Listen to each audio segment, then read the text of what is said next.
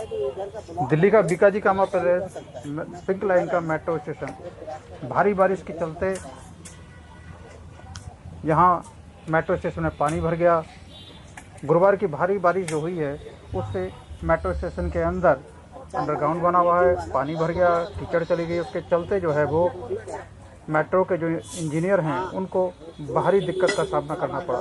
गनीमत यह है कि अभी ये मेट्रो स्टेशन चालू नहीं हुआ है। अगर चालू होता तो इससे मेट्रो के यात्रियों को ज़्यादा दिक्कत हो सकती है। हादसा होता है कितना बड़ा, बहुत बड़ा हादसा होता है यहाँ पे। बारिश से हुआ, एक बारिश का ही हाल है। अरे तो समझ लो कि बारिश रुक गई है।